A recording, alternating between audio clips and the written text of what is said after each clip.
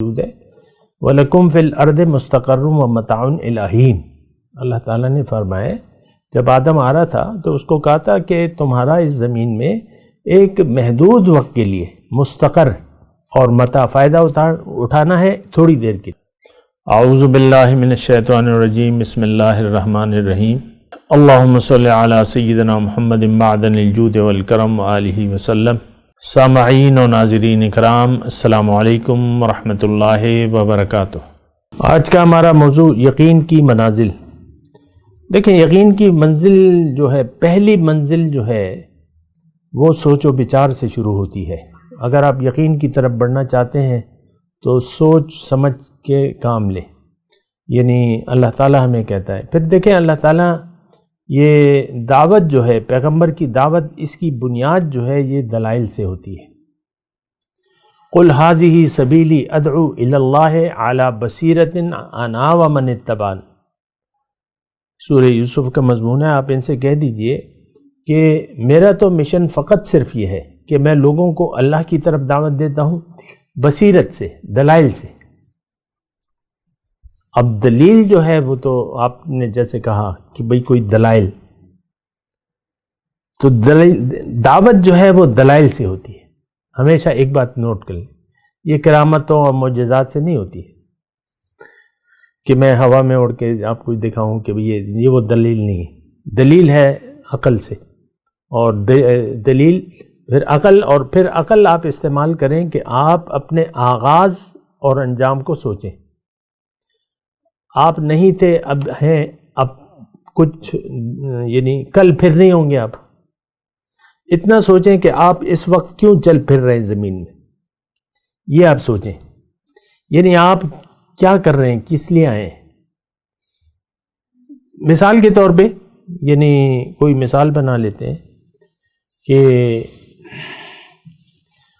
آپ اپوائنٹمنٹ ہو گئی آپ کی ایک ادارے میں، یا ایک استاد لگ گیا ہے کسی کالج میں، ٹیچر لگ گیا ہے، لیکچرر لگ گیا ہے، جہاں بھی لگ گیا ہے، اور اس کو اپوائنٹمنٹ لیٹر دے دیا گیا ہے، تاریخ بھی بتا دی گئی ہے فلاں کہ آپ اپنی ڈیوٹی جوائن کر لیں۔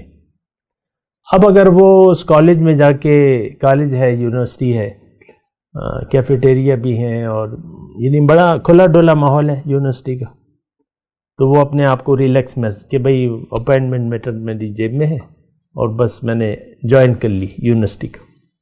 کبھی کیفیٹیریا میں، کبھی لڑکوں کے ساتھ، لڑکا یہ تقریباً تھوڑا سا مطلب 2-3 سال بعد ڈگری کے بعد نوکری مل گئی، ٹھیک ہے، تو وہ بیڈمنٹن کے لیے چلا گیا، بیڈمنٹن کھیل رہا ہے، کبھی کرکٹ بھی آتا ہے، وہ کرکٹ لگا رہا ہے۔ وہ اپنے ادارے کے جو ذمہ دار ہے، ایڈمن ہے، اس کو جوائن ہی نہیں کر رہا، وہ جا ہی نہیں رہا، پوچھ ہی نہیں رہا کہ میں نے کیا، آپ اپوائنٹمنٹ میری ہو گئی، اب میں نے کرنا کیا ہے۔ تو وہاں جو ہے یعنی ڈسکاؤنٹ ریٹ پہ عام طور پہ ہوتا ہے نا، بعض لگا لیں کہ آدھی قیمت پہ ساری چیزیں مل رہی ہیں کیفیٹیریا میں۔ یہ قومی اسمبلی ہے نا، اس میں 5 روپے کی پلیٹ ملتی ہے چکن قورمے کی، ہمارے جو ممبران ہیں، سستی چیز، وہ باقی گورنمنٹ دیتی ہے۔ تو لگا لیں مطلب اس طرح کیفیٹیریا، اور پھر یہ سارے کھیل اور تماشا، اور جو ہے کہیں کوئی فنکشن ہونا ہے، وہ لیکچرر وہاں جا کے بیٹھ جاتا ہے، تقریریں سننے لگتا ہے، کوئی میوزک پارٹی ہے وہاں بیٹھ جاتا ہے، کھیل کود، کھیل تماشے، اسی میں وہ وقت گزارتا رہتا ہے۔ وہ ایڈمن کو اپنی رپورٹ ہی نہیں کرتا کہ میں آیا ہوں، میری ڈیوٹی لگاؤ، دکھاؤ بھائی کیا کام ہے۔ یہ دلیل ہے نا، میرا کام کیا ہے۔ آپ لوگ میری مطلب مثال کے طور پہ آپ لوگوں نے 80,000 روپے سیلری میری لگا دی ہے، میں نے کرنا کیا ہے، یہ پوچھے گا، پوچھنا چاہیے، اور نہیں پوچھے گا تو یہ بے وقوف ہے، کم عقل ہے، بے وقوف ہے۔ کیا یہ تو اپنے ٹائم کو ضائع کر رہا ہے، اپنی ڈیوٹی تو کر ہی نہیں رہا، تو تنخواہ کسی ملے گی؟ جب وہ مہینے بعد جائے گا تو وہ اس نے تو بس ایسے ہی آتا جا رہا تھا، تو اس نے تو جوائن مطلب وہ نہ رجسٹر میں جوائن کیا، نہ دستخط کیے، کچھ بھی نہیں کیا، آتا جاتا رہا۔ تو مہینے بعد وہ جائے گا تو وہ تو کہیں گے تمہاری تو یہاں کوئی حاضری نہیں ہے، تم تو آئے نہیں ہو، تم نے تو کوئی ڈیوٹی نہ پوچھی ہے نہ سنبھالی ہے، تم کائے کی تنخواہ لے رہے ہو، کائے کی مانگ رہے ہو تنخواہ؟ ایسے ہی دیکھیں ہمارا اس زمین پر وجود ہے. وَلَكُمْ فِي الْأَرْضِ مُسْتَقَرٌّ وَمَتَاعٌ إِلَىٰ حِينٍ. اللہ تعالیٰ نے فرمایا جب آدم آ رہا تھا تو اس کو کہا تھا کہ تمہارا اس زمین میں ایک محدود وقت کے لیے مستقر اور متاع فائدہ اٹھانا ہے تھوڑی دیر کے لیے. وَلَكُمْ فِي الْأَرْضِ مُسْتَقَر. مستقر کہتے ہیں تھوڑی دیر آئے اور گئے. عربی میں مستقر آج کل وہ کہتے ہیں ہوائی اڈے کو. جہاز لینڈ کرتا ہے پھر فلائی کر لیتا ہے, ایسے ہی ہوتا ہے نا. ہوائی اڈے میں کیا ہوتا ہے؟ تو زمین میں ایسا ہم آئے ہیں اور پھر جائیں گے.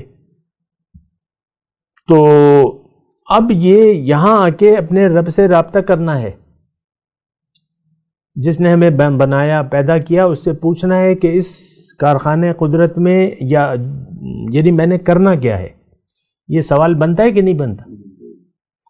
اللہ سے رابطہ, اللہ تعالیٰ نے ہم سے رابطہ کیا ہوا ہے قرآن اور پیغمبر کے ذریعے. اس میں سب کچھ ہمارے لیے پروگرام بتا دیا ہے, مقصد بھی بتا دیا ہے, ڈیوٹی میں بتا دیا ہے, ہر تفصیل سے چیز بتائی ہے. زندگی گزارنے کا طریقہ, مقصد, یہ سب کچھ بتایا کہ نہیں. مکمل ضابطۂ حیات ہے قرآن. یہ کتابی الفاظ آپ نے پڑھے ہوں گے. قرآن ایک مکمل ضابطۂ حیات ہے. وہ سارا تو قرآن کو تو ہم نے چھوڑ دیا ہے.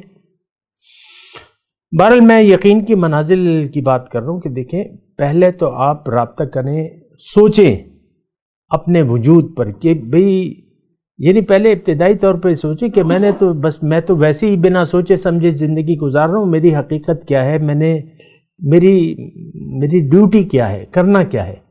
یقیناً ہمارا اللہ خالق ہے اور اللہ تعالیٰ نے ہمیں ایک خاص مقصد کے لیے بنایا ہے. اللہ سے اگر ہم رابطہ نہ کریں تو پھر تو یقین نہیں حاصل ہو سکتا آپ کو. اس وقت اگر یقین ہمیں نہیں ہے تو ہم نے اپنے خالق سے رابطہ نہیں قائم کر رہے, رب سے نہیں پوچھ رہے. رب سے پوچھیں گے قرآن سے اور پیغمبر. تو اگر اس وقت ہمیں یقین نہیں ہے تو اس کی وجہ یہ ہے کہ ہم نے ایک ظاہر کا دھوکہ لگ گیا ہے اور ظاہر کو ہم نے حقیقت سمجھ لیا ہے اور ظاہر تک پھر ہم محدود ہو گئے. یعنی یہ ہمارے یقین نہ ہونے کی وجہ کیا ہے کہ ہمیں ایک اور دھوکہ لگ گیا ہے, فریب جسے کہتے ہیں, آنکھوں کا دھوکہ. آپ دیکھیں اکثر عورتیں اپنی یعنی اللہ تعالیٰ نے جو شکل دی ہے کہتی ہیں میں تو بڑی بدصورت ہوں اور یعنی گلے کرتی رہتی ہیں, میرا قد ایسا ہے, میری ناک ایسی ہے, میری آنکھیں ایسی ہیں.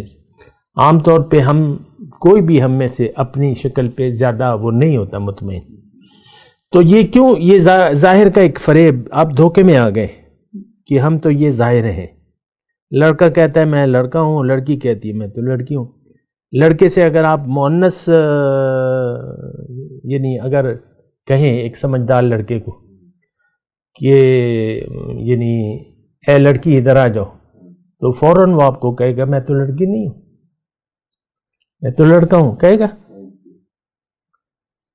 اب اس کو دھوکہ لگ گیا ہے کہ میں تو لڑکا ہوں.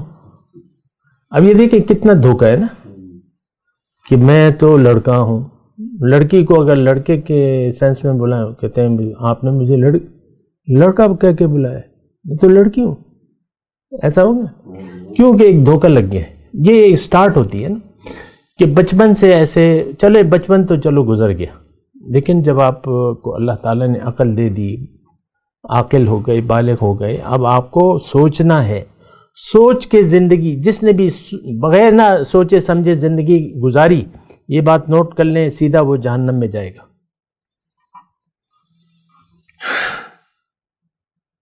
بنا سوچے سمجھے جو زندگی گزار رہا ہے اس کا ٹھکانہ جہنم ہے. یہ کلمے پڑھتے رہے. ہم نے دین میں سوچا تو نہیں ہے کہ دین ہے کیا چیز, دین کیا ہے, قرآن کیوں آیا ہے, قرآن میں کیا ہے, پیغمبر اتنے کیوں اللہ تعالیٰ نے بھجوائے ہیں, میرے لیے اس میں کیا سبق ہے, یہ تو ہم سوچتے نہیں ہیں.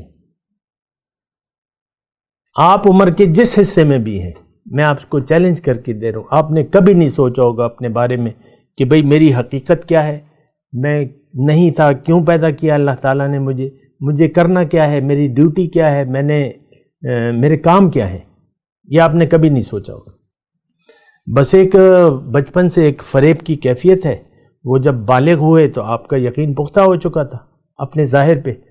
پھر آپ دیکھ لیں 10th 12th میں بچے اپنے پھر ڈگریوں کے بارے میں پوچھتے رہتے ہیں کہ اسکوپ کس چیز کا ہے۔ والدین بھی سوچتے ہیں یار تم وہ انجینئر بن جاؤ، یار تم ڈاکٹر بن جاؤ، دے مار 4.5 ہوتے ہیں نا ڈاکٹر، ہاں تو یہ بن جاؤ۔ وہ پھر کر لیتا ہے، وہ دیکھتا ہے ڈاکٹروں کو، دیکھتا ہے وہ چمڑی ادھیڑ رہے، وہ بھی ڈاکٹر بن جاتا ہے، وہ بھی اسی میں لگ جاتا ہے۔ تو یہ بس ہم بنا سوچے سمجھے زندگی گزار رہے ہیں۔ دیکھیں یہ بڑی اہم بات ہے، بات کرتے ہیں ایک وقفے کے بعد۔ وآخر دعوانا ان الحمدللہ رب العالمین۔ مولایا صلی وسلم دائما ابدا علی حبیبک خیر الخلق کلہم مولایا صلی